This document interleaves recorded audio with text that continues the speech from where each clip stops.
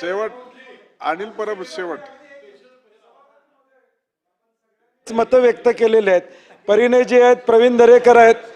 माझी दादा नाईक साहेब, माझी सगळ्या आमदारांना विनंती आहे, मी तुमच्या वतीनं विनंती करतोय, मी आमदार फंडातनं 8.5 लाख रुपये खर्चाचा थर्मल कॅमेरा जो 7 किलोमीटर आत जातो, 2000 मीटर दिसतं, तो आमदार फंडातनं दिलेला आहे.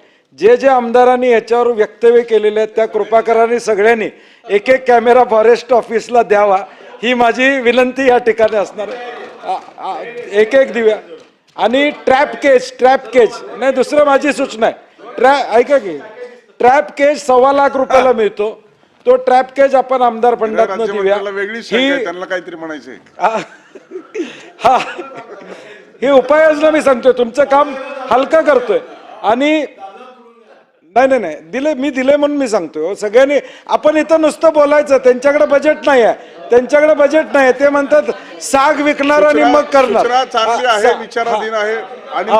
आणि कारण की आता कोल्हापूरमध्ये दादा टाटा कॅपिटलनं 1,17,00,000 रुपये देऊन NGO मार्फत रोटरी सनराईज आशिष पिल्लानी म्हणून आमचे मित्र आहेत, ट्रॅप कॅमेरे 40 बसवलेले आहेत. टाटा कॅपिटलने 1,17,00,000 दिलेत परिणे.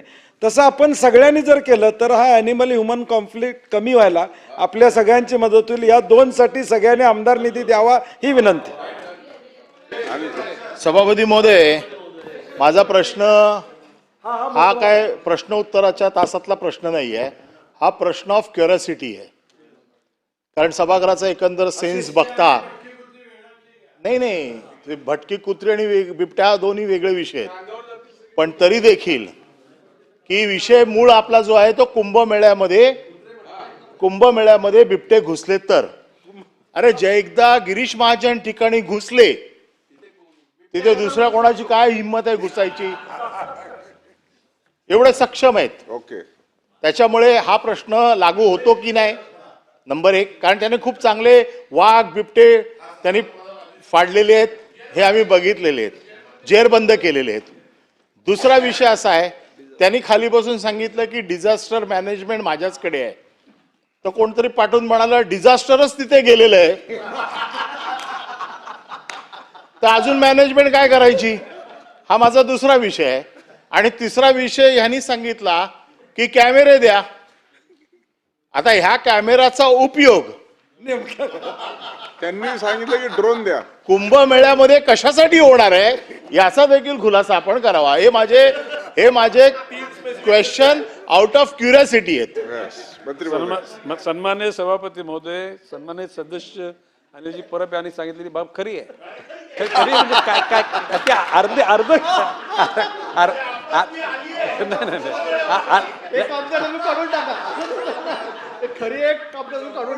काढा. एकूणच कुंभमेळ्याच्या पार्श्वभूमीवर कुंभमेळा मंत्री म्हणून गिरीश महाजनांची ओळख झाली, म्हणजे ते व्यवस्थापन मंत्री. ओके, आणि त्यांच्याकडे आपत्ती व्यवस्थापन आहे. मी त्यांना परवा दिवशी बोललो की आता अजितदादा दुर्दैवाने गेले, परंतु अजितदादांनी सुमोटो 11 कोटी रुपये DPDCच्या फंडामधून वन खात्याला तिथे वर्ग केले.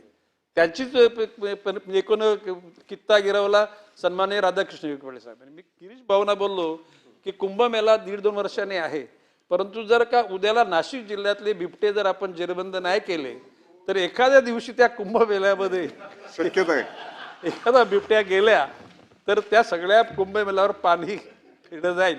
आणि मग त्यांनी लगेच सांगितलं की तुम्ही नाही ऐकून घ्या, मी त्यांचं कौतुक नाही, त्यांचं त्यांनी मी कौतुक करतो. त्यांनी सांगितलं फक्त तुम्ही पत्र द्या आणि तुमची गरज काय तिकडची सांगा, लगेच त्या ठिकाणी निधी तरतूद करतो. आणि आपत्ती व्यवस्थापन मंत्री पण ते आहेत, लक्षात राखा. आणि बिबट्यांचा हल्ले हे राज्याची आपत्तीच म्हणून आपण कन्सिडर केलेली आहे, ऐकलं का. आणि भविष्य काळामध्ये त्याच अँगलने आपण बघणार आहोत. आणि मला वाटतं असायला का की सभापती महोदय, बिबट्यांचा आणि वाघांचा वावर आता आपल्या परिसरात होईल का काय अशा प्रकारचा भास व्हायला लागलेला, एवढ्या बिबट्यांचा उच्चार झालेला आहे. प्रश्न क्रमांक 3 6710 हेमंत पाटील. प्रश्न क्रमांक 6710 छापल्याप्रमाणे. सभापती महोदय,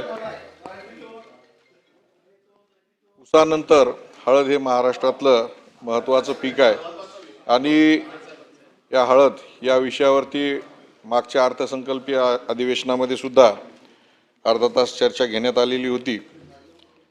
यासाठी वेळेचे नियोजन करून प्रश्न विचारा. मंत्रिमंडळाच्या सभापती महोदय सुरुवात केली की तुम्ही वेळेचे नियोजन करून बघा, प्रश्न विचारा. तुमचे प्रश्न होणार आणि उत्तरच येणार नाही असं होऊ सभापती नये. महोदय सभापती महोदय हळद तुम्हाला माहित आहे की सभापती महोदय नक्की सभापती महोदय आपल्याला माहित आहे की हळद हे खंडोबाच्या बेल भंडारासाठी सुद्धा वापरल्या जाते. नाही अनेक ठिकाणी वापरल्या जाते, पण खंडोबाच्या जेजुरीच्या बेल भंडारासाठी वापरल्या जाते आणि खंडोबाला प्रिय असलेली हळद. आणि याला जर सुरुवातीपासूनच तुम्ही थांबा म्हणायला लागले तर मग खंडोबा रागवला तर खेळ खंडोबा झाल्याशिवाय होत नाही, तुम्हाला माहित आहे. म्हणून या प्रश्नावरती